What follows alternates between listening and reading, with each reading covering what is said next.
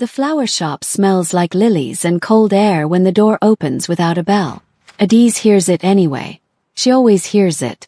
She is behind the counter with both hands deep in white chrysanthemums, building a funeral arrangement for a woman she has never met but whose daughter cried for 11 minutes on the phone while placing the order. Adiz had said nothing during those 11 minutes.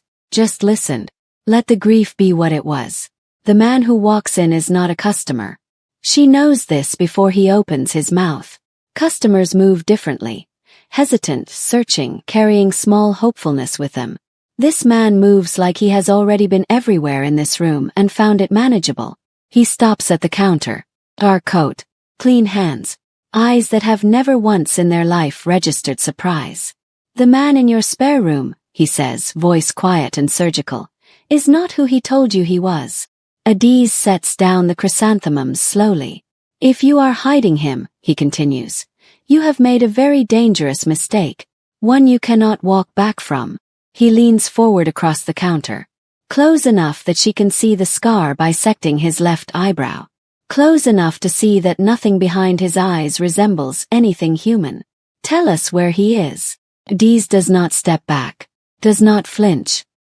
Her hands rest flat on the counter, and she holds his gaze with the particular stillness of a woman who has absorbed worse and come out walking. Then the door at the back of the shop opens. Ji-won steps through it. He is not in the worn clothes she knows. The soft gray sweater, the plain trousers, the quiet domestic version of himself she has watched move through her kitchen every morning for 6 months. This man wears a dark jacket that costs more than her monthly rent. His posture carries something she has never seen on him. Not aggression, something colder. The absolute calm of a man who decided how this ends before he walked into the room. He looks at the enforcer the way you look at a problem you solved yesterday. You found me, he says quietly. Now leave her out of it. The enforcer's hand moves toward his coat. Ji-won's voice drops one register. I would think very carefully about what you reach for. The men your boss sent to this building this morning are no longer available to take his calls. Was precise, deliberate. Neither are you if you touch anything in this shop. The silence that follows is total. Then the enforcer straightens, turns, and walks out without a word.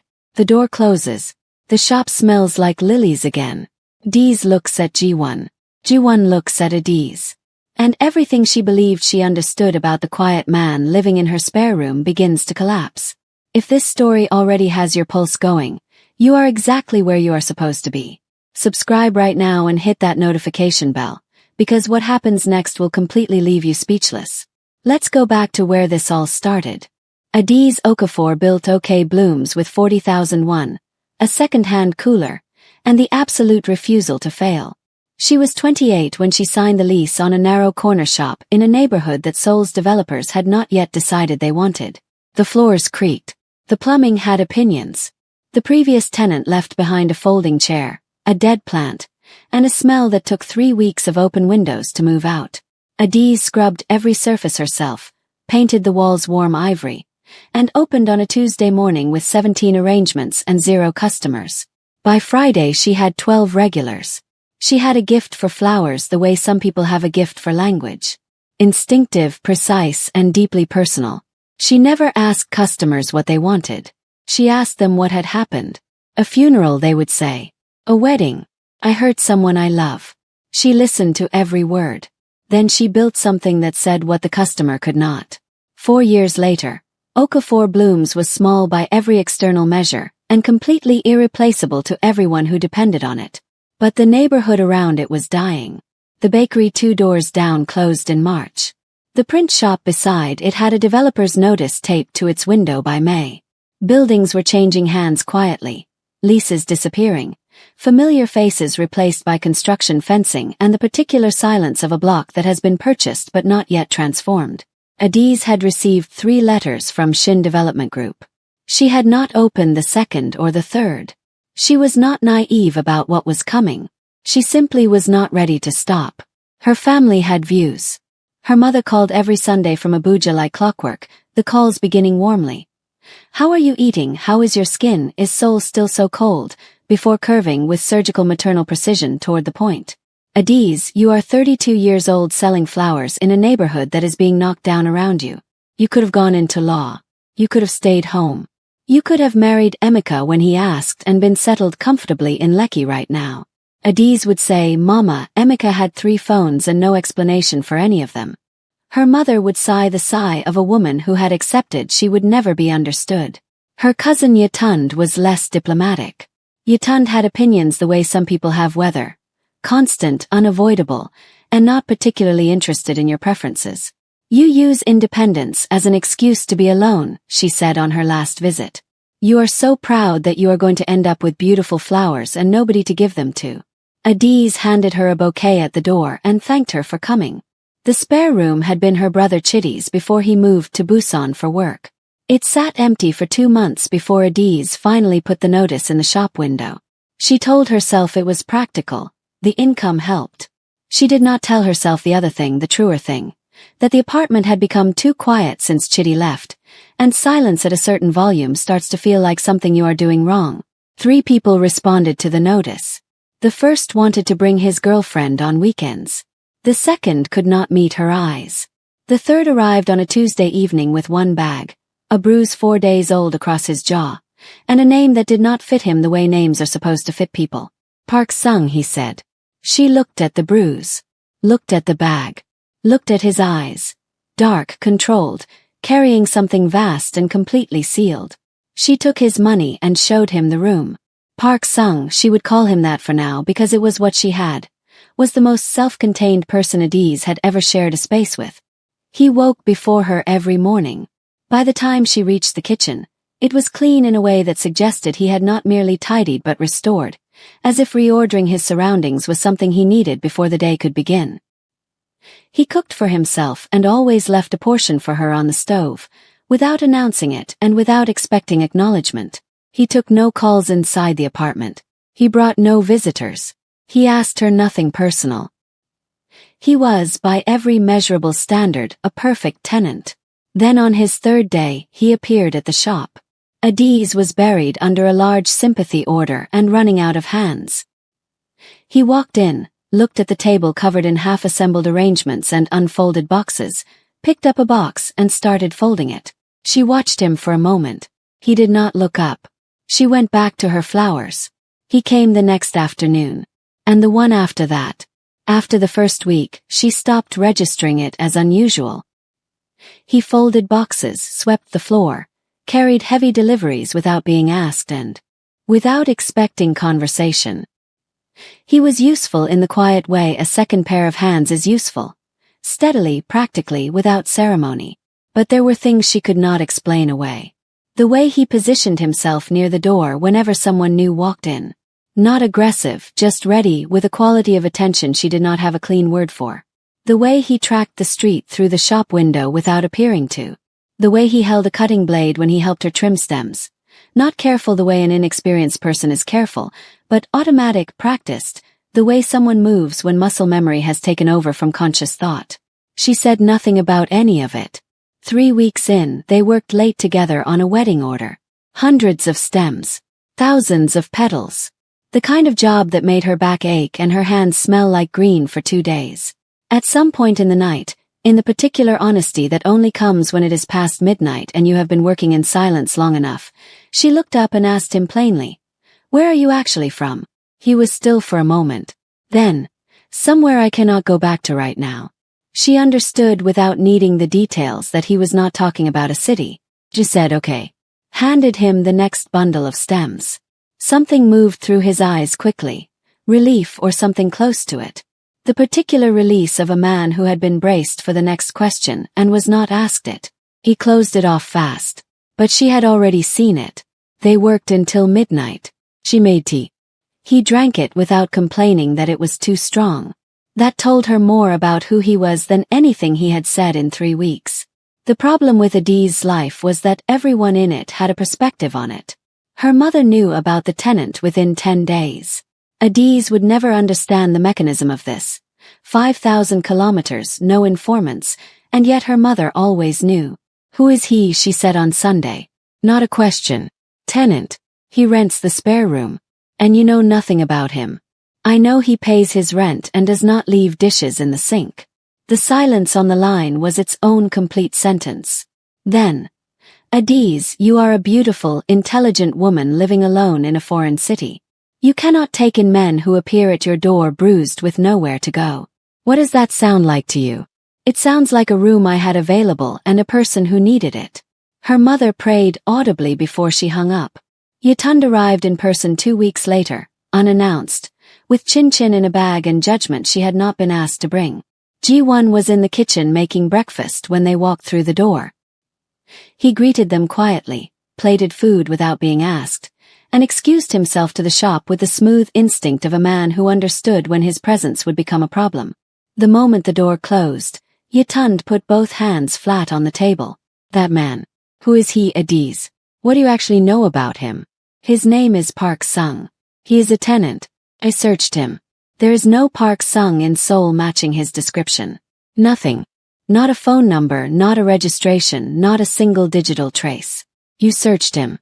Course I searched him. Someone has to, because you clearly are not going to. She leaned forward. You are out here feeding a stranger and letting him live in your home and acting as if this is normal behavior for a woman with a functioning brain.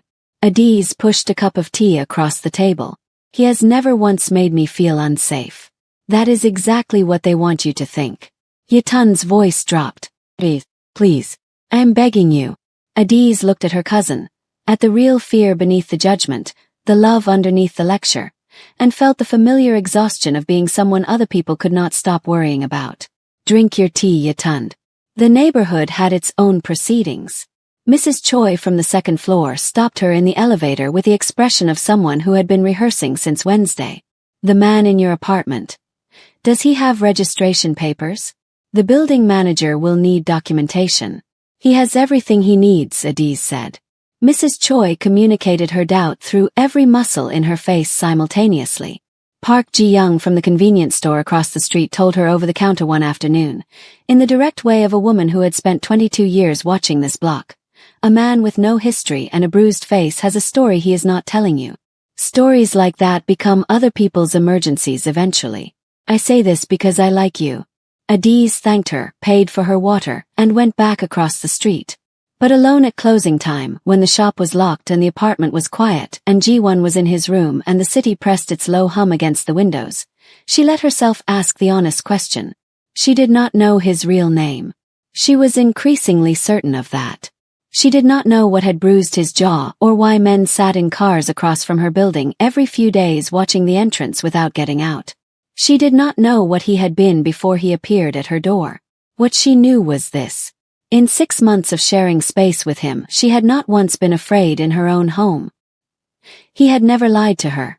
Not because he told her everything, but because he offered silence rather than manufacture something false. He had shown her more care in passing in small wordless actions than most people managed with full sentences. And when she was tired or overwhelmed or carrying something heavy, he simply appeared beside her. Not to fix it. Not to talk about it. Just present in the way of someone who understood that sometimes presence is the only real thing. She turned off the lights and went to bed. She did not call it anything. But she did not stop noticing it either. The black car appeared on a Monday. Different plates by Wednesday. Same 2 men. Same angle. Same directed stillness that never resolved into movement. Adiz mentioned it to Ji-won that evening while she plated dinner. Casual tone. Like she was reporting a change in the weather. He went very still.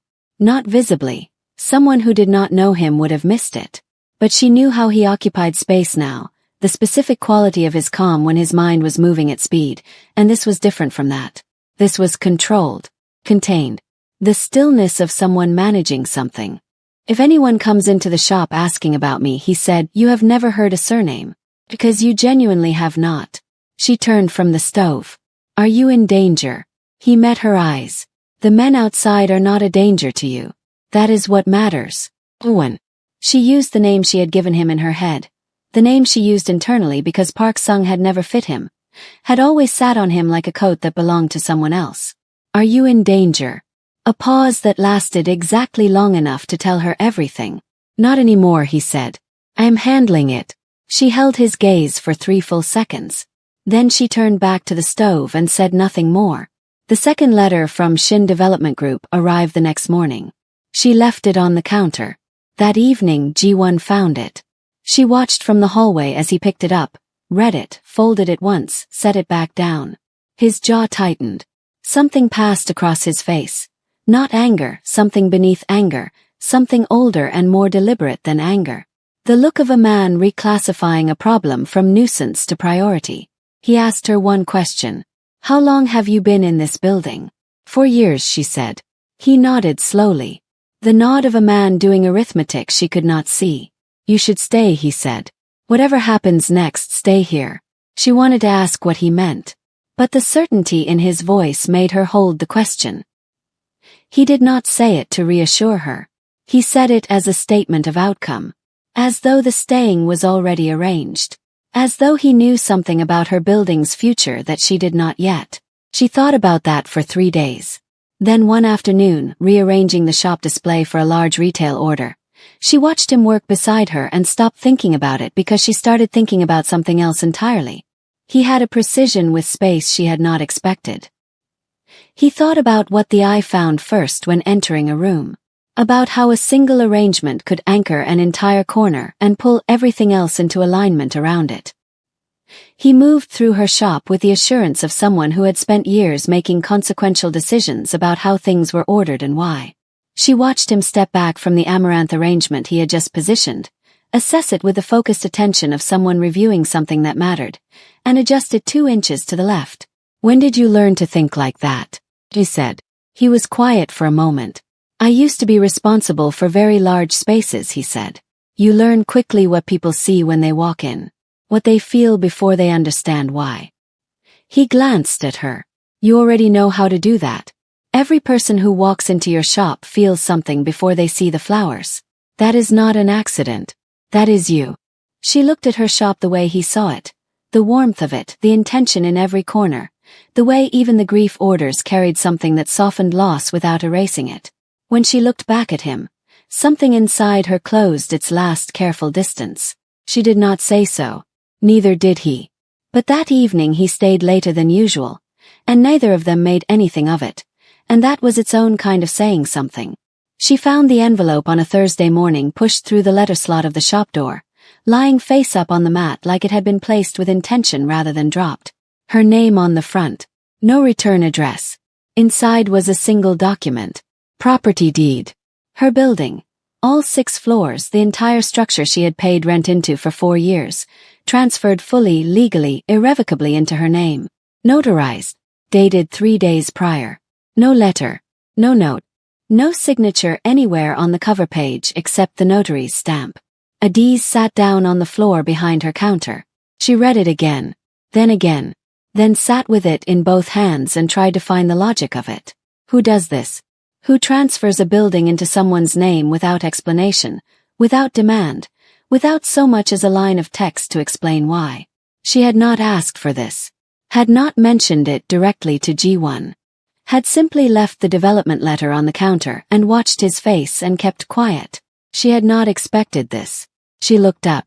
The television in the corner had been running all morning, low volume, background noise the way it always was.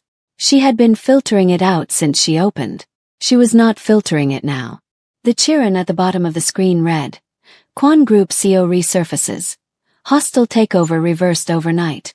The photograph beside the headline was formal. Zach. A man in a dark suit standing at the head of a long boardroom table.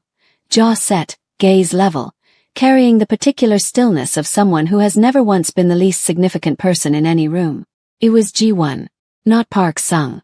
Not her quiet tenant who folded delivery boxes and made 2 strong tea and swept the floor without being asked.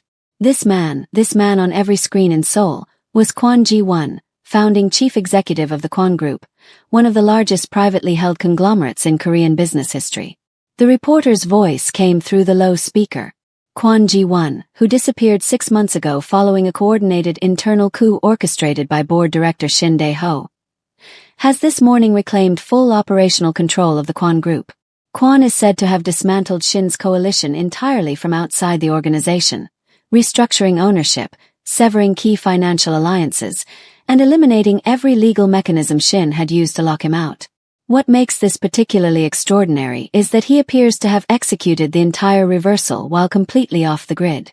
No one, the reporter said, knows where Kwon Ji-won has been for 6 months. Adiz looked at the deed in her hands. She looked at the television.